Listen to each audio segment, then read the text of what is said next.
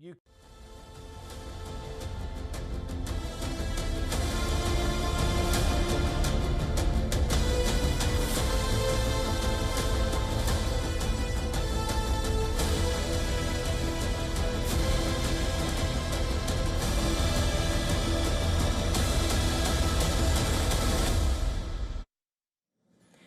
United States appears to be edging closer to a direct confrontation in the Caribbean. The Trump administration is expanding its military presence near Venezuela, while Russia and China accuse the U.S. of pushing the region towards crisis. According to a Wall Street Journal report, American special operations aircraft now deployed in the region. At least 10 of those Osprey-tilt rotor planes arrived from the Air Force Base in New Mexico, reportedly boosting U.S. capability for rapid missions across the region. At sea, American forces continue seizing tankers and striking suspected drug trafficking boats as part of an expanding blockade effort. Venezuela, backed by Russia and China, called for a second emergency meeting at the United Nations, accusing Washington of unlawful aggression. There is no war in the Caribbean. There is no international armed conflict, nor is there a non-international armed conflict. It is therefore absurd for the United States government to attempt to justify its actions by applying the rules of the law of war. Pueda cumplir a cabalidad su mandato.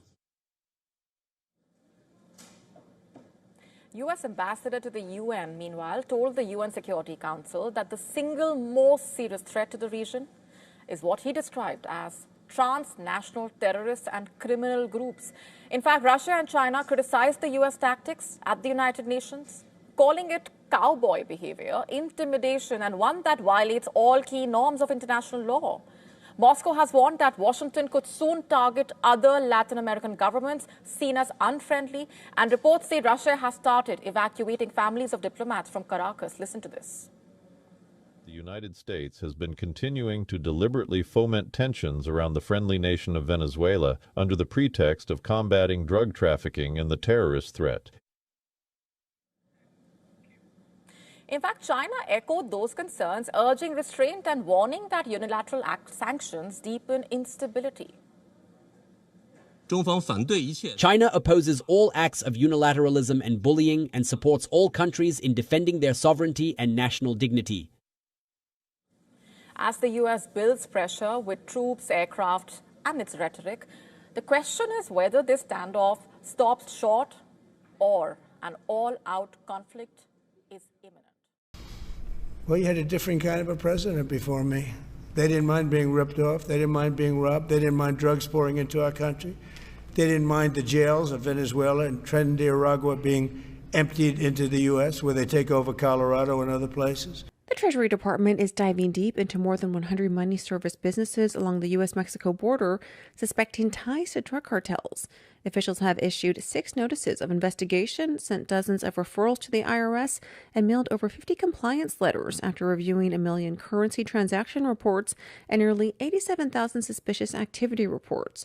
Treasury Secretary Scott Bessent says it's part of President Trump's campaign to root out cartel money laundering from the financial system using advanced data-driven tools.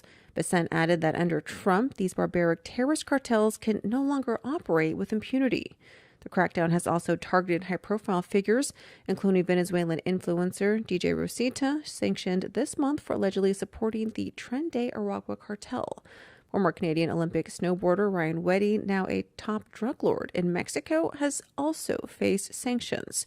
Meanwhile, Russia's foreign ministry is evacuating families of its diplomats from Venezuela as President Nicolas Maduro's hold on power weakens. A European intelligence source says Moscow views the situation in very grim terms despite its public support for the key ally. Russia's options are limited with its military tied up in Ukraine and little influence in the Western Hemisphere. Secretary of State Marco Rubio told reporters the U.S. won't let it escalate tensions with Russia over Venezuela, calling their rhetoric expected but not significant.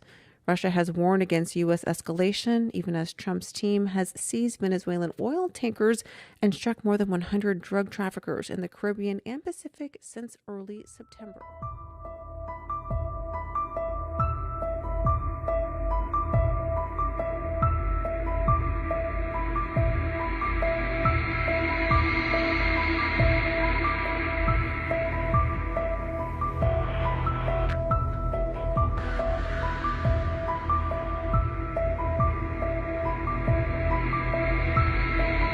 For the first time ever, the U.S. has carried out a strike on land in Venezuela, and the target? A dock allegedly used to load boats with narcotics. Donald Trump shocked the world, revealing a major explosion at a Venezuelan facility. He refused to give details. CNN and the New York Times report that the CIA carried out the strike, marking the first known U.S. operation inside Venezuelan territory.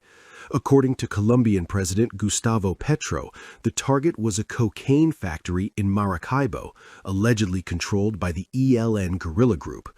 Trump himself refused to confirm whether the CIA was involved, saying, "I know exactly who it was, but I don't want to say who it was."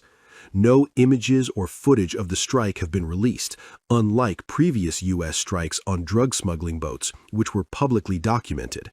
Since September, the U.S. has launched 30 strikes against alleged drug smuggling vessels, mostly in the Pacific and Caribbean, killing over 100 people. Trump has threatened land strikes in Venezuela before, but this dock strike could mark a dramatic escalation in the pressure campaign against Nicolás Maduro. So far, the Venezuelan government has stayed silent. State media has not reported the incident, and Maduro has accused the U.S. of using a war on drugs as a cover to target his government. Recent U.S. actions also include a naval blockade of sanctioned oil tankers, seizure of 2 oil tankers and pursuit of a third, deployment of a large military force to the Caribbean. Maduro calls it piracy, while Trump hints that the ultimate goal could be to weaken or remove him from power.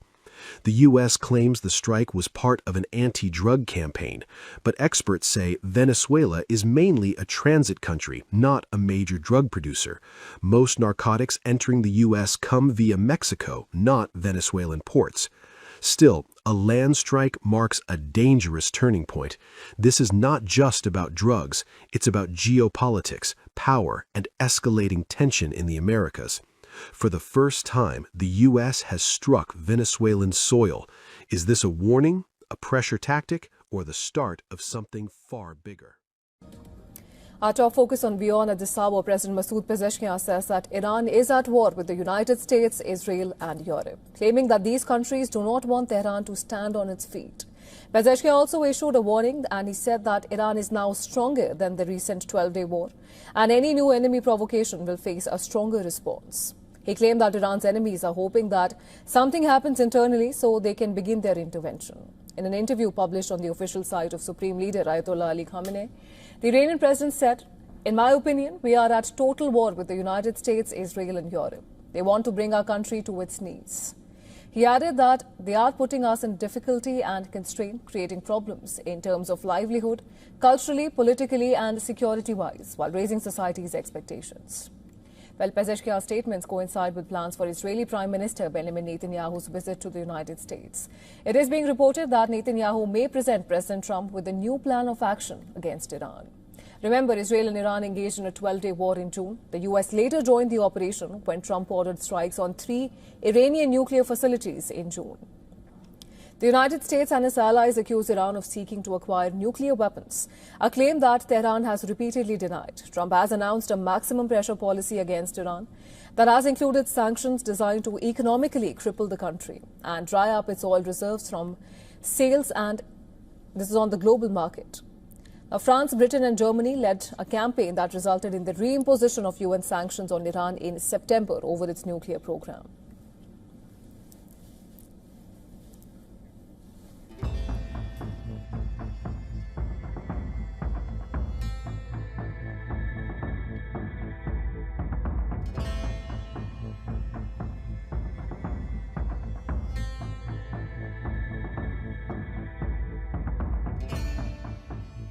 Tensions in the Middle East just took a dramatic turn. Iranian President Masoud Pezeshkian has declared that Iran is already in a full-fledged war with the United States, Israel, and Europe, a statement that is raising alarms across the world. Speaking in an interview published on the website of Iran's supreme leader Ayatollah Ali Khamenei, Pezeshkian accused Western powers of trying to prevent Iran from standing on its own feet. He said, "They are besieging us from every aspect," pointing to economic pressure, sanctions, political isolation, and security threats. Pezeshkian's comments come at a critical moment. Israeli Prime Minister Benjamin Netanyahu is preparing to travel to Washington for talks with President Donald Trump, with Iran expected to be at the top of the agenda. Just months ago, Trump ordered U.S. airstrikes on 3 Iranian nuclear facilities, a move that escalated an already dangerous standoff between Iran and Israel. Those strikes became a turning point in what is now known as the 12-Day War, a short but intense conflict that ended with a ceasefire brokered by Trump in late June. But according to Iran's president, the war never truly ended. With Trump back in the White House and crippling sanctions reinstated, Pezeshkian says Iran is facing pressure on every front, from trade and currency to culture and security. He warned that while Iran's economy is being squeezed, expectations inside the country are rising, making the situation even more volatile. Behind the scenes, tensions are rising fast. Israel has reportedly warned the United States that recent Iranian missile drills could be masking preparations for a surprise attack. Western intelligence agencies have also detected unusual Iranian air activity, fueling concerns of an escalation. Israeli military leaders have raised these warnings directly with top U.S. commanders, signaling that the situation could spiral quickly. Pezeshkian insisted Iran is stronger today than during the 12-Day War, claiming improved equipment and manpower. He said, if the enemy chooses confrontation, they will face a more decisive response. The stakes are painfully real. In June, Israeli airstrikes and covert operations inside Iran killed more than 1,000 people, including senior military officials and nuclear scientists. Iran responded by launching hundreds of missiles and drones at Israel, killing at least 33 people. The United States later joined the conflict directly, bombing Iranian nuclear facilities on June 22nd. The big question: is this just political rhetoric or the warning sign of something much bigger? With nuclear facilities hit, missile drills underway, sanctions tightening, and leaders on all sides issuing threats, the fear is growing that the Middle East could be inching towards a wider and far more dangerous conflict. The ceasefire may be holding, but the war of words, pressure, and preparation is far from over.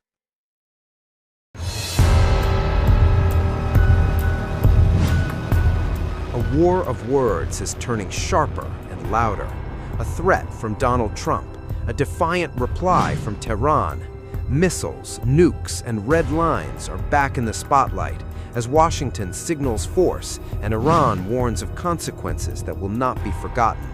This is not diplomacy. This is deterrence spoken in ultimatums.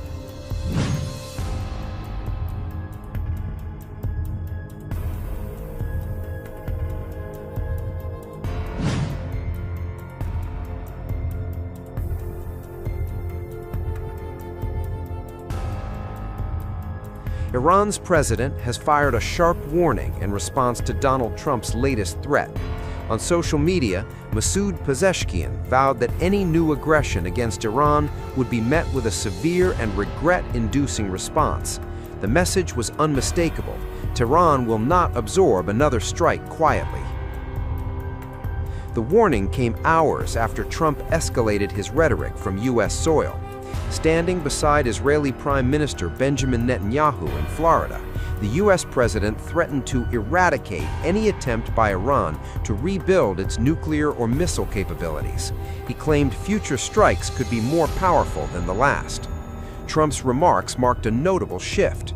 For the first time, he openly linked potential U.S. military action not only to Iran's nuclear program, but also to its conventional missile systems, a pillar of Iran's defense strategy. Iranian officials reject Washington's framing. They insist their nuclear program remains peaceful, pointing to repeated international inspections and denials of weapons development. Tehran accuses the U.S. of using unverified claims to justify military pressure. Iran's response did not stop with the president.